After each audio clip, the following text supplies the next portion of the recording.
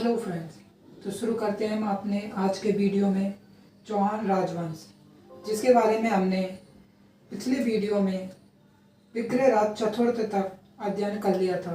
इस वीडियो में हम बात करेंगे विक्रयराज चतुर्थ के बाद पृथ्वीराज सेकंड की।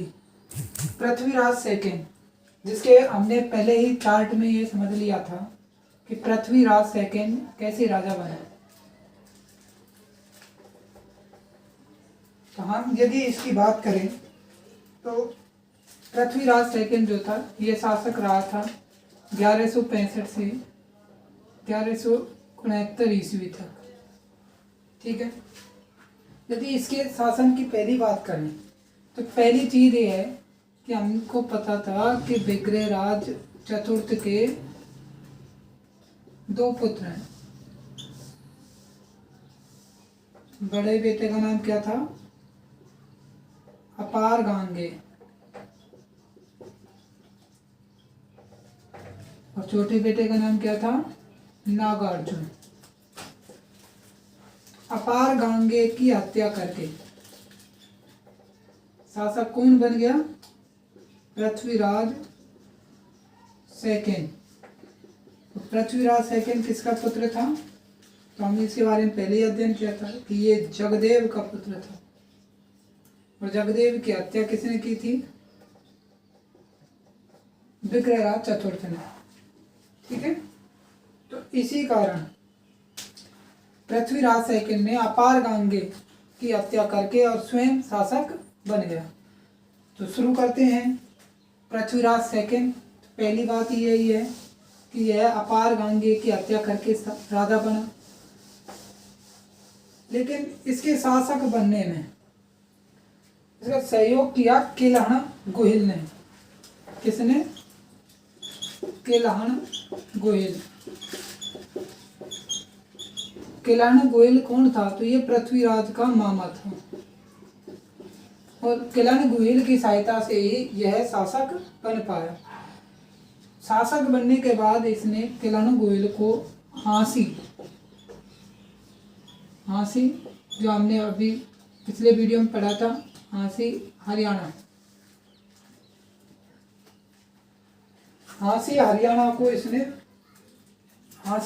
में इसने किलहण गोहिल को क्या बना दिया? दुर्ग रक्षक बना दिया। ठीक है, अब इधर ही एक आक्रमण हुआ गजनी का।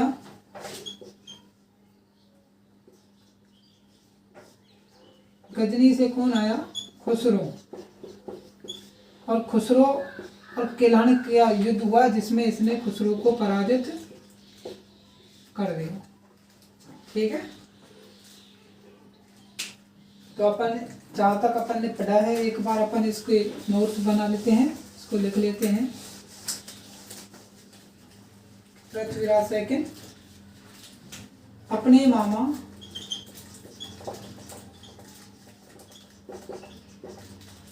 किलहण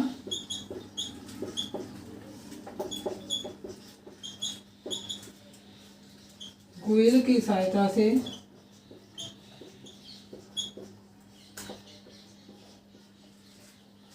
ठीक है, किलहण गोहिल की सहायता से यह शासक बना।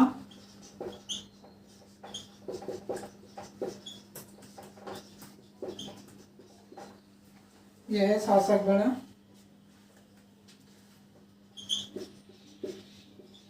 इसके शासन काल के अभी तक 4 अभिलेख मिले हैं। अभी तक 4 अभिलेख मिल चुके हैं। अभी तक 4 अभिलेख मिल चुके हैं।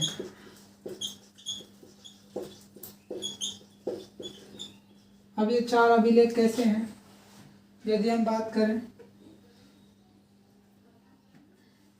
ठीक है, तो इसी के 4 अभिलेखों में हमें इन सब का वर्णन मिलता है।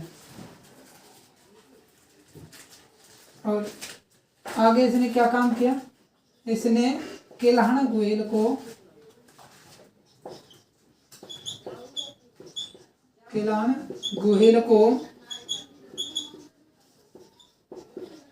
फांसी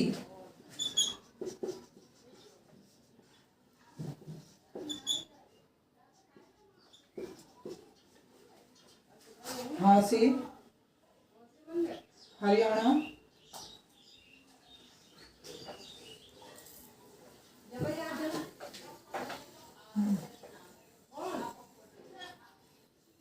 फांसी हरियाणा का दुर्ग रक्षक या किलेदार बना दिया, किलेदार बना दिया। ठीक है, तो ये इसने ये शुरुआती काम किए। उसके बाद हमने जाना कि केल्हान गोयल ने जो गजनी से आने वाला जो खुसरो था उसको पराजित किया। तो केल्हान गोयल ने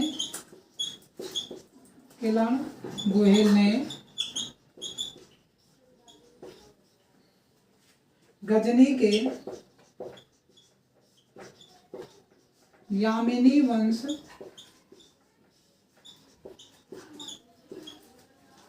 गजनी से यामिनी वंश के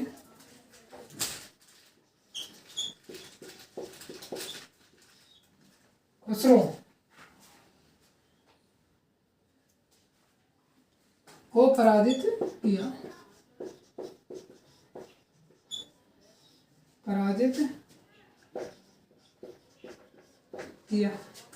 ठीक है। इसके बाद इसने बिजोलिया जो मंदिर है, बिजोलिया के मंदिर को मोरझरी जो गांव है वो दान में दिया। और बिजोलिया में कौन सा मंदिर है, पार्श्वनाथ मंदिर। तो पृथ्वीराज सेकंड ने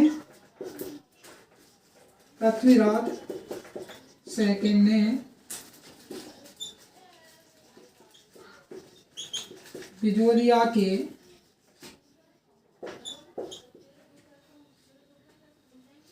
पार्श्वनाथ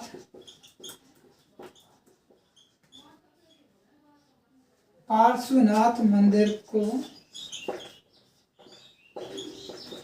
कौन सा गांव,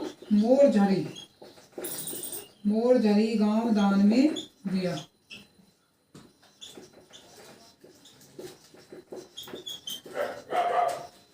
अब हम यहाँ बात करें कि मोरझरी गांव दान में दिया, तो पहली चीज की दान में मंदिर को देने से क्या फायदा और दान में कैसे देते हैं। तो हम ये बात करते हैं कि इस गांव को दान देने का मतलब है कि मोरझरी गांव से जितना टैक्स मिलता था वो संपूर्ण टैक्स किसको जाएगा, मंदिर को जाएगा।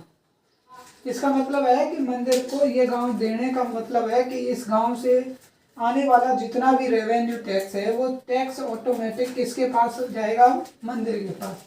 ठीक है, तो किसी गांव को दान देने का मतलब ये होता है। अब आप एक बार इसके स्क्रीनशॉट लें, फिर बात करते हैं आगे।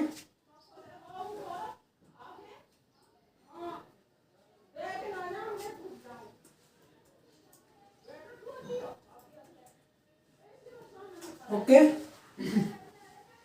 बात करते हैं आगे।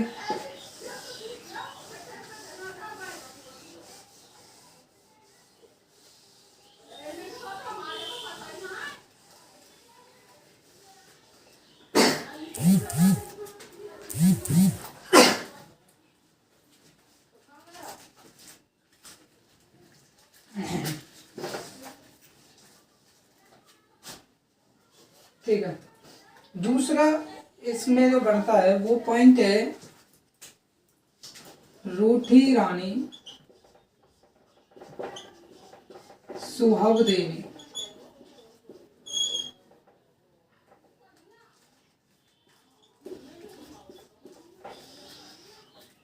ठीक है, इतिहास में हम रूठी रानियों के बारे में चर्चा करते हैं।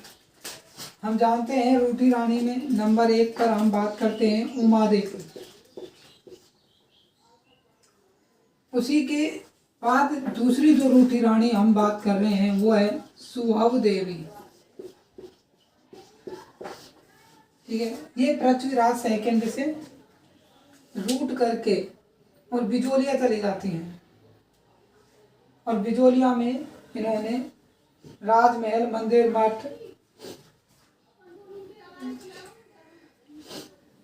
जो है मैनाल में बिजोलिया के में स्थित जो मैनाल है वहाँ पर इन्होंने राजमहल, महल, मंदिर आदियों का मठ जो है इनका निर्माण करवाया। ठीक है, तो सुहव देवी भी इतिहास में रूठी रानी के नाम से जानी जाती है।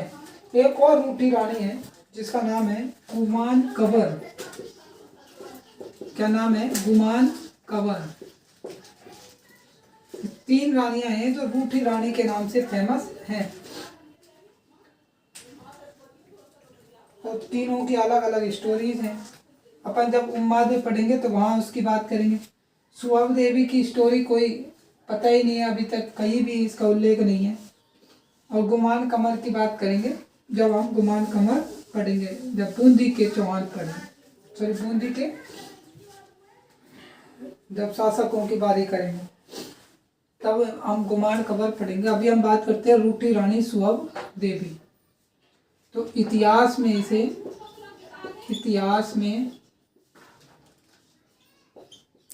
पृथ्वीराज सेकंड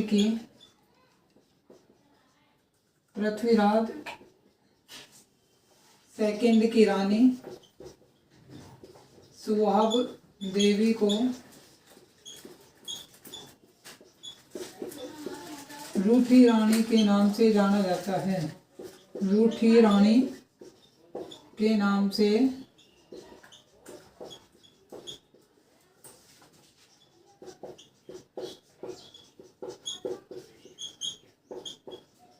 जाना जाता है। ठीक है, अब यदि हम पृथ्वीराज की बात करें तो पृथ्वीराज से ये रानी रूट करके कहाँ चली गई? बिजोलिया। यह रूट करके बिजोलिया चली गई। रूट करके बिजोलिया चली गई।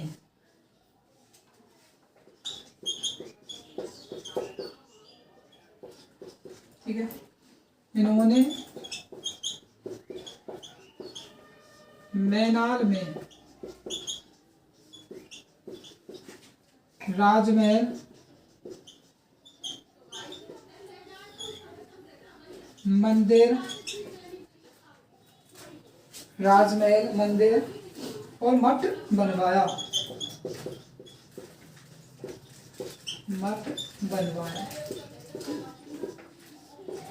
ये किसकी बात है? यह है रूठी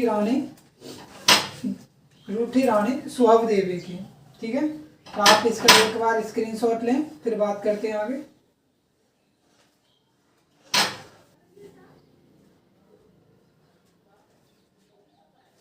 ठीक है फ्रेंड्स, अब हाँ एक चीज और नोट कर लेते हैं अपन यहीं।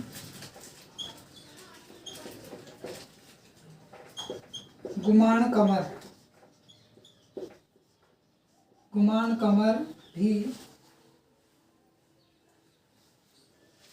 कंवर भी रूठी रानी के नाम से प्रसिद्ध हैं।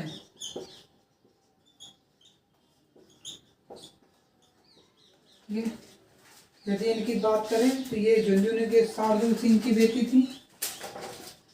ये झुंझुनू के शार्दुल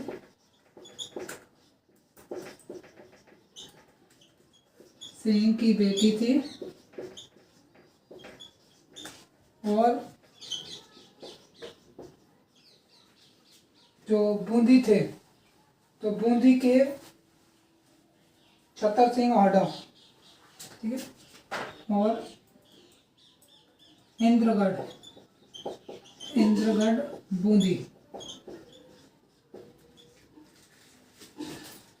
के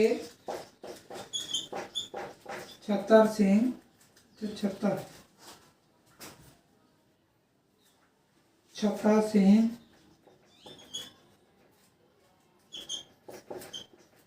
हटा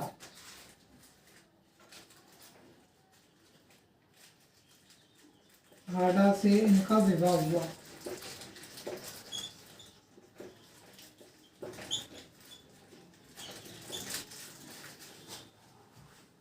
तो हुआ क्या, थोड़ा सा इसकी स्टोरी आप समझ लें।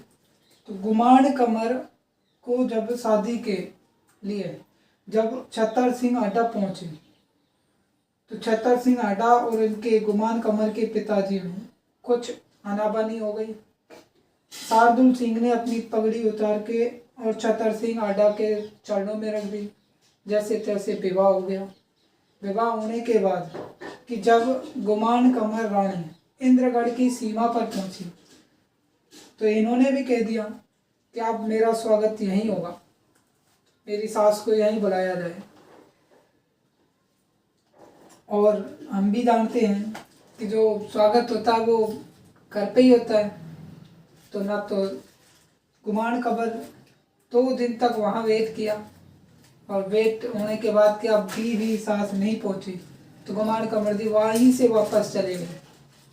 और ऐसा है कि जब रानियाँ हैं तो ये अपने पिताजी के घर तो वापस जा नहीं सकती, तो पिताजी ने इसके लिए एक अलग से राजमहल बनवा दिया और ये आजीवन वहीं रही। और जब छतर सिंह आडम की डेथ हो गई, तो इन्होंने उनके तो साफा और तलवार और कुछ और आभूषण वगैरह मंगवा करके और उनके साथ ये सती हो गई थी।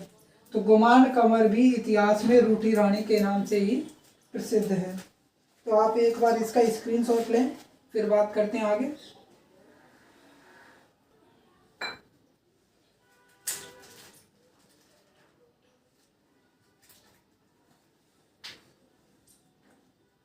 ठीक है, तो हम बात करते हैं आगे।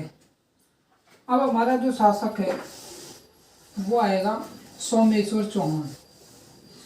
जैसा कि हमने पढ़ा कि ये पृथ्वीराज सेकंड की कोई संतान नहीं थी, इसलिए ये निसंतान मर गया। और इसकी मृत्यु के बाद जब कोई भी शासक नहीं बचा, कोई भी शासन करने के योग्य नहीं था, हालांकि नागार्जुन जो था वो बहुत छोटा था, इसी कारण से सामंतों ने सोमेश्वर चौहान जो कहाँ था, अपने ननिहाल था, तो उसके पास गए और सोमेश्वर चौहान को लेकर के आए कि अब आप शासन करें। और सोमेश्वर चौहान शासन करता है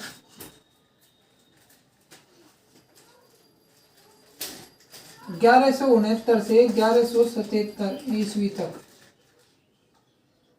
सोमेश्वर चौहान राजा था। यदि इसकी बात करें तो इसकी उपाधि थी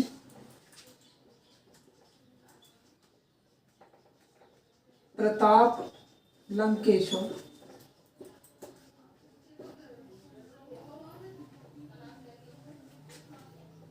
ठीक है, अब यदि हम बात करें सोमेश्वर की, तो हमने बात की कि ये आइंद पाटन या आइंदबाड़ में था। कहाँ था? आइंद पाटन या आइंदबाड़, आइंदबाड़ में। और इधर कोड है इसके ननिहाल है, नानी जी के वहाँ, ये वहाँ पर था। जैसा कि हमने पहले से ही पता है कि अर्णोराज की शादी हो गई थी चालुक्यों में, तो अर्णोराज से जो संतान हुई वो संतान कौन थी? सोमेश्वर चौहान। और सोमेश्वर चौहान वो अपने नाना नानी के वही रहा, क्योंकि उसको पता था कि अपन सबसे छोटे हैं, अपना नंबर आएगा ही नहीं। लेकिन किस्मत ऐसी कि सब खत्म हो गए, कोई नहीं बचा। तो अंत में इसको वहाँ से बुला करके लेके आए कि अब आओ और आप राजा बनो। और सोमेश्वर राजा बनने से पहले जब ये आइंद पाटन में था, तो इसने कोंकण के इसके कोंकण के मल्लिकार्जुन को हरा दिया। कोंकण के मल्लिकार्जुन को पराजित कर दिया। और जब इसने इसको पराजित कर दिया तो इसकी प्रसिद्धि फैल गई। इसकी प्रसिद्धि चारों तरफ फैल गई। ठीक है। और इस युद्ध में आबू का जो धारावर्ष परमार था, इस युद्ध में आबू के धारावर्ष परमार ने किसकी सहायता की? सोमेश्वर की सहायता की। ठीक है, सोमेश्वर की सहायता की।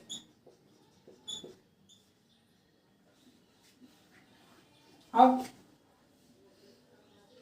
यदि यह जब इसकी बात सोमेश्वर, तो जब ये शासक बनेगा तो ये भी अब रहा कहाँ है? इसने पूरी लाइफ टाइम में ये अधिकतम समय कहाँ बिताया है? आइंदबाड़ या आइंदपाटन। तो इसके फ्रेंड दोस्त वगैरह वो कहाँ के होंगे? आइंदबाड़ के, गुजरात के। तो ये उज्जर के ही लोगों को अपने शासन में उच्च पदों पर आसीन करेगा। तो इसके प्रमुख जो मंत्री रहे थे, वो प्रमुख मंत्री कौन रहे थे? तो इसके प्रमुख मंत्री में शामिल था स्कंद,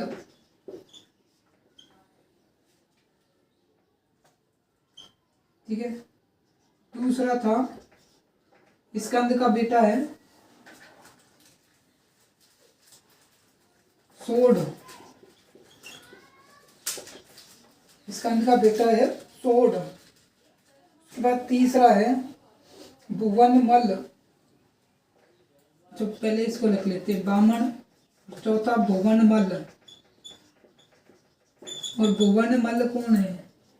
तो अभी अब अच्छा एक इसकी शादी करवाएं तो इसकी जो वाइफ थी कर्पूरी देवी, कर्पूरी देवी के चाचा।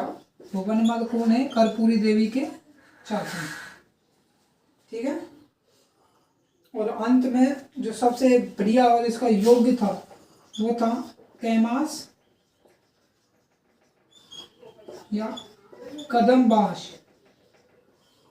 ये कौन है? ये इसका प्राइम मिनिस्टर, प्रधानमंत्री था।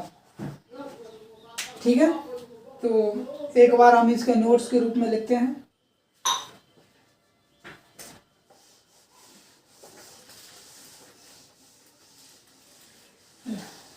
तो इसकी उपाधि यही है, प्रताप लंकेश्वर। ठीक है। आगे जब हम बात करते हैं तो लिखते हैं सोमेश्वर आइंदबाड़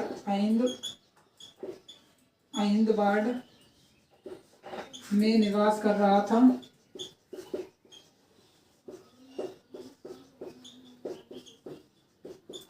ठीक है, यहीं रहते इसने किसको? इसने कोंकण के, इसने कोंकण के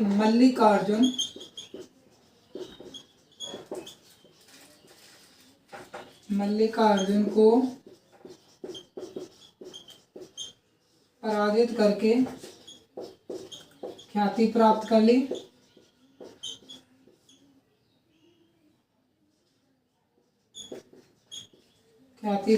ली। इस युद्ध में आबू के धारावर्ष परमार ने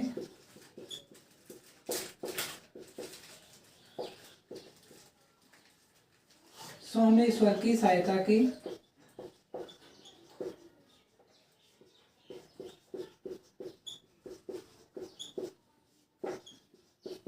ठीक है। तो धारावर्ष परमार ने सोमेश्वर की सहायता की, जिससे कि सोमेश्वर इस युद्ध में विजयी हो गया और उसे उपलब्धि मिल गई और इसकी ख्याति बढ़ गई। आगे जब हम बात करते हैं तो इसके विवाह करवाते हैं। विवाह में किससे? तो त्रिपुरी जो कहाँ है? जबलपुर, MP, मध्य प्रदेश। ठीक है। तो त्रिपुरी के कलचुरी राजवंश है। त्रिपुरी का कौन सा है? कलचुरी राजवंश।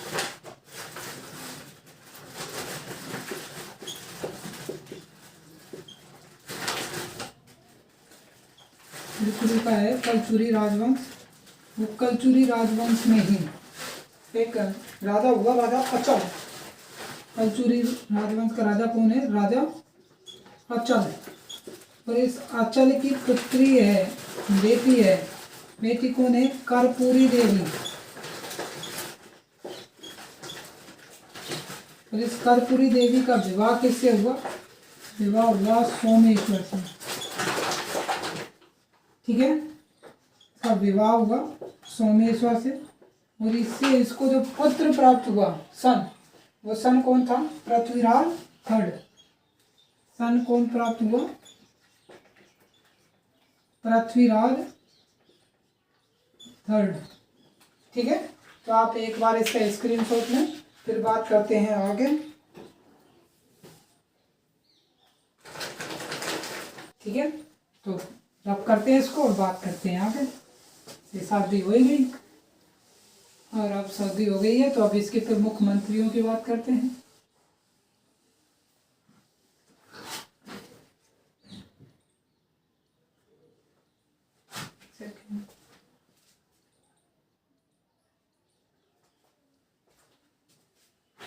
तो बात करते हैं इसके प्रमुख मंत्रियों की। प्रमुख मंत्री कौन थे? जैसे कि मैंने अभी बात की थी प्रमुख मंत्रियों में, तो पहला मंत्री है इसका स्कंद। दूसरा है सोड, जो स्कंद का ही बेटा है, सोड। तीसरा है वामन। चौथा है जो भुवनमल, जो कर्पूरी देवी है उसका चाचा, भुवनमल। किसका? कर्पूरी देवी का चाचा।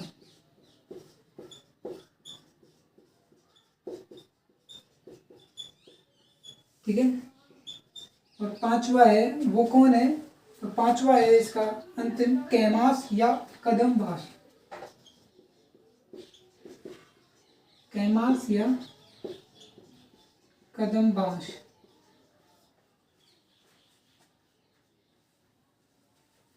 कदम्बास। और ये कौन है? तो इसको बनाया इसने प्रधानमंत्री। ये सबसे ज्यादा सहयोग करेगा तो पृथ्वीराज चौहान राजा बनेगा सोमेश्वर की मृत्यु के बाद। ठीक है, अब जाके आगे की बातें करते हैं। तो सोमेश्वर चौहान ने अपनी मुद्राएं जारी करवाई। क्या जारी की? अपनी मुद्राएं जारी की। खास बात इसकी मुद्राओं में, इसने मुद्राएं जारी की, तो इसकी मुद्राओं में खास बात कि एक तरफ तो क्या था? एक तरफ बैल था। ठीक है, एक तरफ बैल था और दूसरी तरफ अश्वार हुई। दूसरी तरफ क्या था?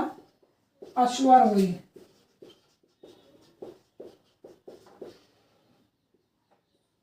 ठीक है, तो इसके जो सिक्के थे वो ये थे। इसके बाद खास बात कि इसने भी बिजोलिया का जो मंदिर है, कौन सा मंदिर? पार्श्वनाथ। इसने भी पार्श्वनाथ जो मंदिर है, इस पार्श्वनाथ मंदिर को रेवाड़ा गांव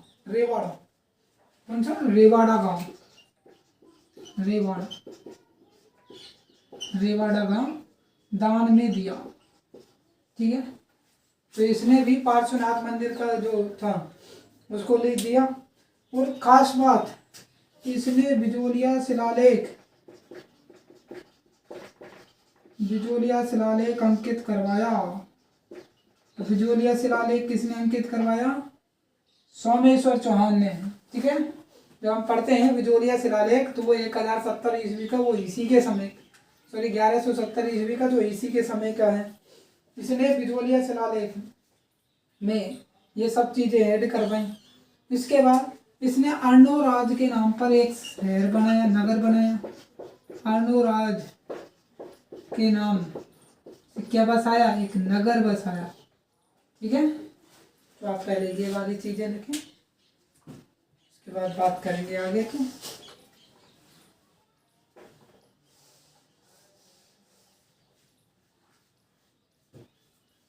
सोमेश्वर ने अपनी स्वतंत्र मुद्राएं जारी की।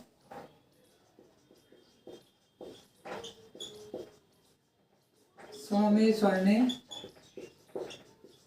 अपनी स्वतंत्र मुद्राएं जारी की। स्वतंत्र मुद्राएं जारी की। ठीक है, और इस मुद्राओं पे क्या किया, तो एक तरफ इन पर एक तरफ किसकी, बैल की आकृति थी। ठीक है, एक तरफ बैल और दूसरी तरफ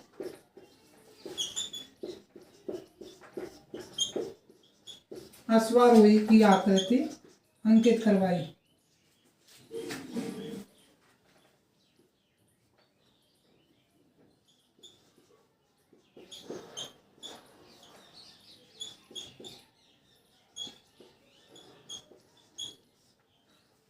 अश्वारोही की आकृति अंकित।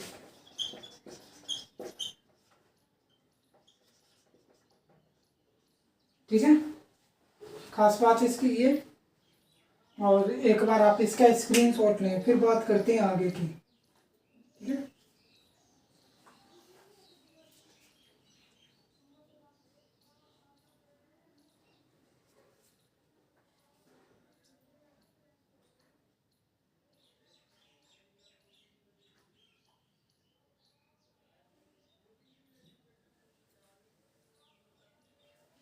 ठीक है, तो फिर आगे बात करते हैं।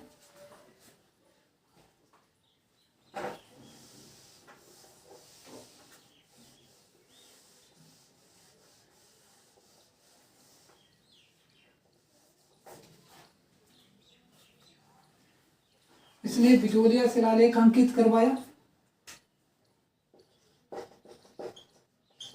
इसने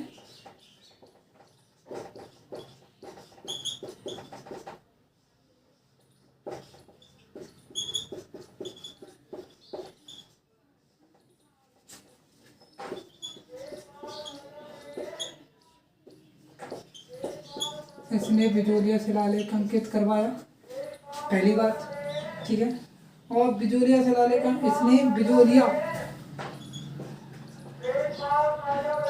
इसने बिजोलिया के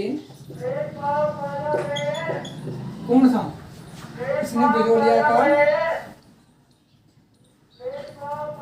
इसने बिजोलिया के जो पार्श्वनाथ मंदिर था, उस पार्श्वनाथ मंदिर को, ठीक है, पार्श्वनाथ मंदिर को कौन सा, रेवाड़ा गांव दान में दिया। ठीक है, बिजोलिया के पार्श्वनाथ मंदिर को कौन सा गांव, रेवाड़ा गांव दान में दिया।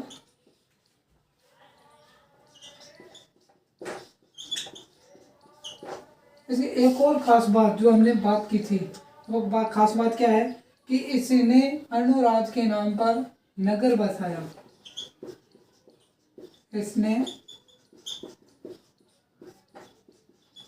अर्णोराज के नाम पर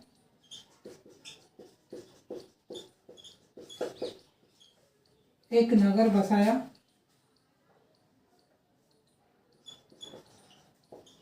एक नगर बसाया।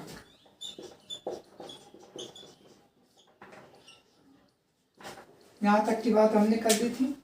आगे हम बात करते हैं कि सोमेश्वर जो था, ये संगीत का बहुत बड़ा आचार्य था। इसने अजय मेरू में 5 मंदिर बनवाए हैं। 5 मंदिर के बारे में हम अध्ययन करें तो इसने ब्रह्मा विष्णु महेश का एक पुरुष मंदिर बनवाया है अजमेर में। ठीक है, दूसरे मंदिर की जब हम बात करते हैं तो इसने बाकी के जो 4 मंदिर हैं वो वैद्यनाथ जी के मंदिर हैं। ये वैद्यनाथ जी के मंदिर का निर्माण करवाया इसने। ठीक है, तो एक बार इनकी बात करें कि सोमेश्वर जो था, सोमेश्वर कौन था? तो पहली बात, खास बात कि सोमेश्वर खुद एक क्या है, संगीत आचार्य है। एक तो ये संगीत आचार्य है, ठीक है। इसने अजमेर में कितने 5 मंदिर बनवाए, ठीक है। तो ब्रह्मा विष्णु महेश, ब्रह्मा विष्णु महेश का एक क्या बनवाया, पुरुष मंदिर, त्रिपुरुष मंदिर। एक तो ये बनवाया, और 4 क्या हैं, 4 वैद्यनाथ जी के मंदिर हैं।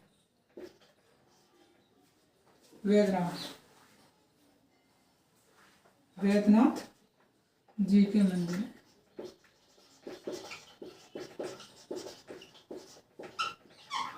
ओके, समझ में आया? उसके बाद कि इन मंदिरों के सामने इसने खुद की और अनुराज की, उनके सामने क्या लगवा दी, खुद की प्लस अनुराज की कैसी आदमकद मूर्ति लगवाई है, आदमकद मूर्ति लगवाई है इसने। ठीक है, तो यहाँ तक समझ में आया आपको कि इसने क्या क्या काम किया है। आगे हम बात करते हैं, तो एक बार हम इस चीज को नोट कर लेते हैं, फिर हम बात करते हैं आगे। सोमेश्वर खुद एक कौन था?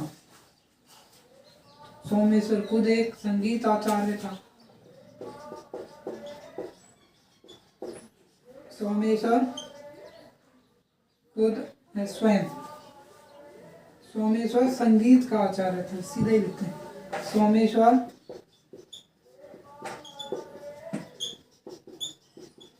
संगीत का आचार्य था।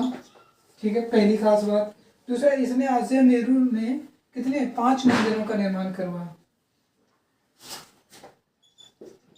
इसने अजमेर में 5 मंदिर बनवाए।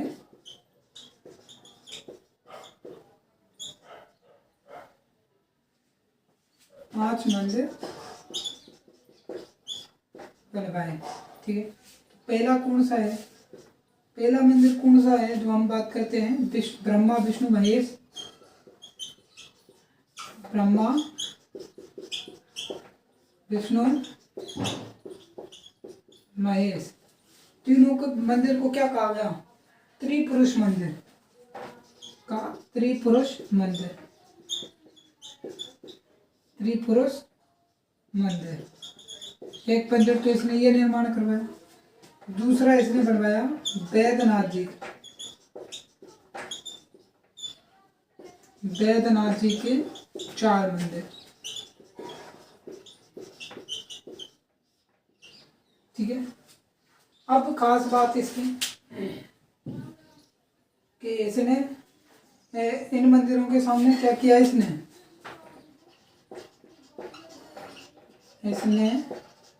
इन मंदिरों के सामने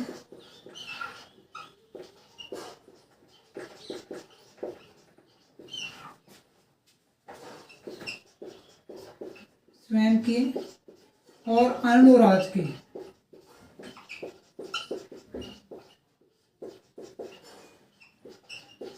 स्वयं की और अनुराज की आदमकद मूर्तियां लगवाई। आदमकद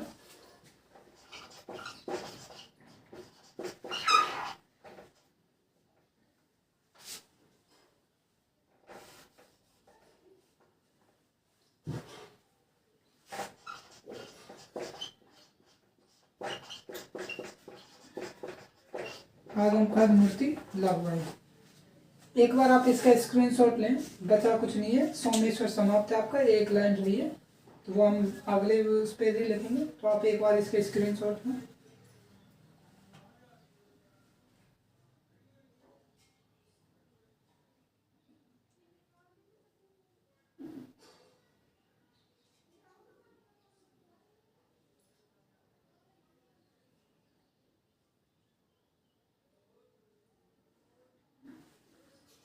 ठीक है। तो लास्ट की बात करते हैं, अंतिम एक लाइन इसी को मिटा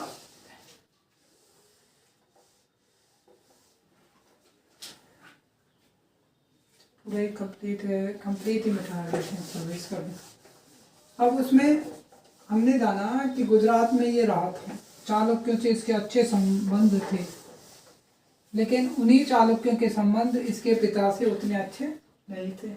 इसी प्रकार जब सोमेश्वर की मृत्यु हो गई तो सोमेश्वर की मृत्यु के बाद शासक बना अजयपाल, ठीक है, सॉरी कुमारपाल, सॉरी कि कुमारपाल की मृत्यु हो गई तो कुमारपाल के बाद शासक कौन बना है?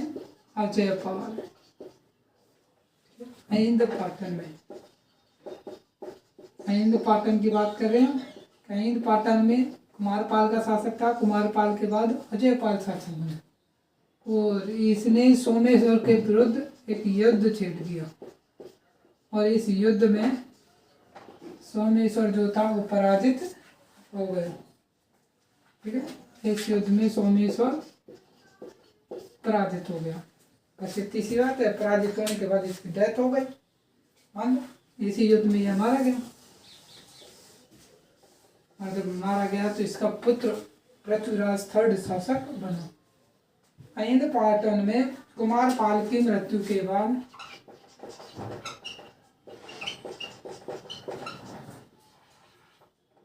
अहिंद पाटन में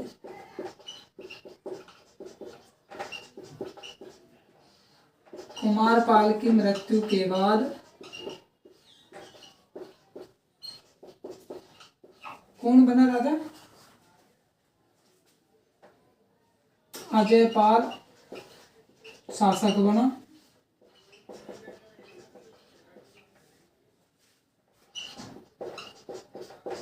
ठीक है, अजयपाल शासक बना। इसने सोमेश्वर को पराजित कर दिया। इसने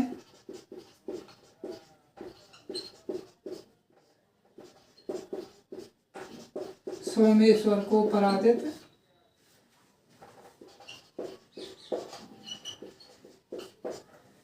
ठीक है। अगला नेक्स्ट जो बनेगा वो है पृथ्वीराज थर्ड। स्पेशल पढ़ेंगे। सबसे महान योद्धा कहा जाता है, अंतिम वीर पुत्र, ठीक है। तो नेक्स्ट क्लास एक बार आप इसके स्क्रीनशॉट लें, फिर बात करते हैं।